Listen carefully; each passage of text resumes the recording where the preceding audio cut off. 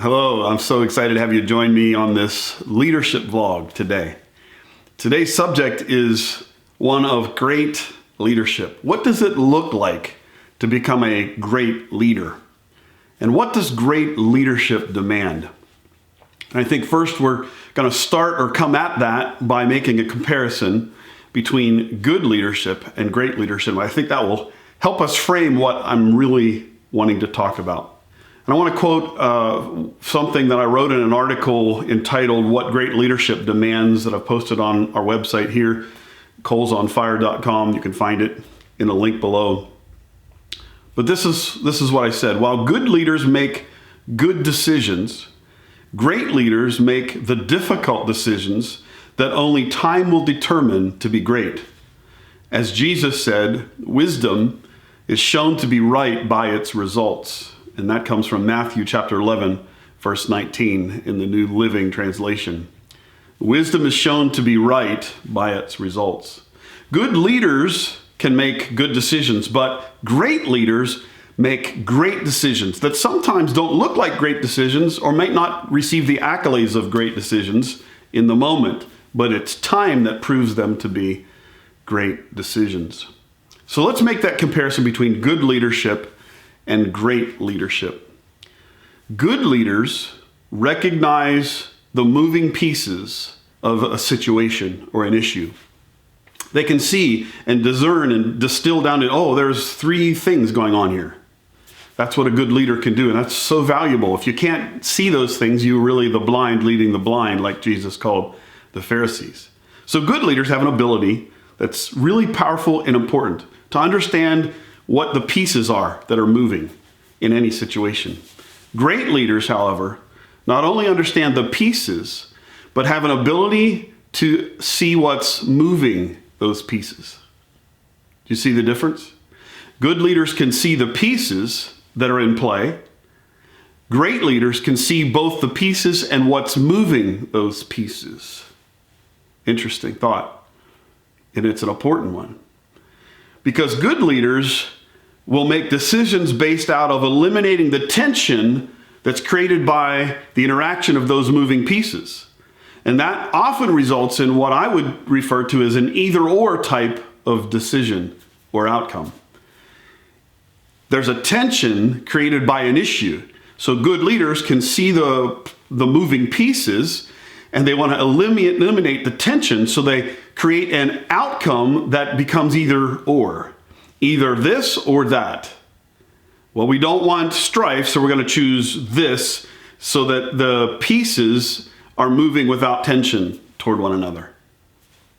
That might be a good leadership decision, but it's probably not a great leadership decision.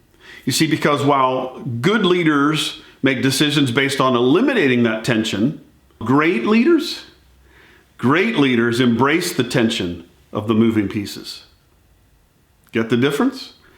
Good leaders want to eliminate it, again, for good reasons. They care about the pieces. Usually those pieces are people, or they affect people. But great leaders embrace the tension of the moving pieces so that they can get to a better outcome than an either-or outcome. They can get to a both-and outcome. Recognizing that the moving pieces and what's moving those pieces determines what the outcome should be, not just the pieces moving themselves. I'll illustrate this to make it more clear in a moment. But there's a great difference between a good leader making good decisions, still from a great motivation, and a great leader making great decisions. One creates an either-or scenario. And that either-or scenario, often there are winners and losers. And it may not even get to address the underlying issue that's actually moving or creating the issue. But a great leader can not only see those moving pieces, can discern what's moving those pieces, what's underneath the surface, and can address that. And that often means that that great leader has to be willing to stand in the tension of things that are true at the same time. You do realize that more than one thing can be true at the same time. And that tension will lead a great leader to making a better decision. One that doesn't sacrifice everything for a single outcome. A decision that is a both and rather than an either or. You see, Jesus is the greatest leader that ever walked the planet. Jesus aimed his leadership at the heart of the matter all the time. In other words, I'm saying Jesus aimed his leadership at what was moving the pieces on the ground, not actually at the pieces that are moving. To illustrate this, let me remind you about his talk about adultery. Jesus said, "You have heard it said that if a man sleeps with another man's wife, he's committed adultery." What is that? That's the actual sin of adultery. But then he went to the heart of the matter, and he went right underneath of the moving pieces, and he says, but not only is that sin, it's also sin to have the lustful thought that actually created the adulterous action. Do you see how he did that? Jesus was a great leader. When he was approached about the law by Pharisees trying to trip him up, and he was teaching his disciples, you know what he said? He said, it cleared everything up immediately, didn't it? Well, maybe not exactly. He said, I didn't come to abolish the law. I came to fulfill it. Oh, well, that makes it clear. Or does it? You see, he would make statements like that almost seem contradictory, because what he was really after was being a great leader. And what he was really after was getting beyond the moving pieces and getting underneath to the heart of the matter, right? When it came to the subject of honoring government, when it was brought up to him that the disciples owed taxes, and the question was, should they even pay taxes? And Jesus took the coin and he said, whose likeness is on here? And he said, it's Caesar's, right? So render to Caesar what's Caesar's. In other words, give to Caesar what is owed to Caesar, but don't give him what's owed to God. You render to God also what's God's. You see, he wasn't looking for the simple one-size-fits-all solution. He was always going under the surface to try to get at the root. Solomon equally was a great leader, and he led through both ends. Remember the two women that came claiming to be the mother of the same child. He didn't cop out to just good leadership and look at the moving pieces and go to an either-or decision. Well, either you can have her or you can have the child. That's not what he did. In fact, he said, let's cut the child in the middle. That way we have a both-and solution. And boy, you talk about politically incorrect decisions. That was politically incorrect. To cut the baby in half to solve, how is that going to solve? Well, wisdom inside of him understood that solution would bring out the mercy of the true mother and reveal her identity.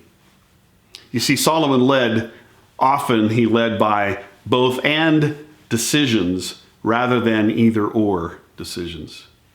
A couple illustrations in modern day. I learned early on that companies and organizations often create policies simply to avoid having to actually lead people. Blanket policies. I'll give you a quick example of that. I was in Bible college in my early days, and but most Bible college students that I knew were poor, and we were working on our cars, changing the oil in our car in the parking lot of the dorm. And because one person did it wrong and got oil on the parking lot, the college made a policy, just a blanket statement, that now no one would be allowed to change oil in the college parking lot. At the time, that could be looked at as a good decision by the administrators. But as I look back and I go, and it's no fault, no judgment toward them. They were making a good decision. But it was an either-or decision. A better decision would have been actually to love and lead, do the hard work of leading the one who made the mistake, instead of punishing everyone, right? Do you see the difference? Another example is prime today in the response of our government to the COVID-19 crisis. And again, I'm not pointing fingers of judgment saying, boy, they're just horrible and they don't know what they're doing. Listen, it's a difficult position they're in. I get it. And I pray for them. I pray for the wisdom of Solomon and Jesus to be manifest for them. But think this thought. How many of their decisions are either or instead of both and? How many of the directives coming out of governors' offices are just good decisions? When we're facing a great dilemma, good decisions aren't enough. We need great leaders, and that's really the cry of my heart. Lord, would you raise up great leaders, not only in the governmental world, but would you raise them up in the spiritual world as well? And the church response to the COVID-19, lest we just talk about the government, let's talk about the church response. I've been so challenged in my heart, actually heartsick at times. There is the entire gamut of responses from why should we ever question the government? Romans 13 tells us to what? Honor those in authority over us. Well, of course it does. But Romans 13 is not the whole counsel of God. Are we going to boil a complex issue down to an either or like that? Are you kidding? Jesus, don't for a minute try to suggest to me that Jesus was compliant to all of the political government of his day. He wasn't. He certainly was honoring of them, and you know how he showed his honor to Herod and to Pilate? He let them crucify him, put him to death on a cross that he didn't deserve. That's how he honored them. But dear ones, we couldn't mistake that as compliance. Now, I'm not suggesting that we should be rebelling at all costs, any more than I'm suggesting we should honor at all costs. I'm simply suggesting great leadership demands that we lead better than that. And as I finish, I would just like to encourage you that you and I have a place in front of us in our future that we get to choose to walk into. We can choose to ride above the fray. We can choose to elevate our thought and our heart above all of the drama, and we can get into the presence of God and be willing to live in the tension created by moving pieces that we're not sure how they fit together, and they seem opposing, and it's a dilemma. Lord, what do we do? I'm suggesting that if we're mature and willing to mature into great leadership, it's going to require us to live in that tension in the presence of God and find answers out of his wisdom that are not either or, but are both and. Dear ones, let me challenge you. Today's your day. This is your season. You can become a great leader. Let's do this thing together and lead God's people in a great way.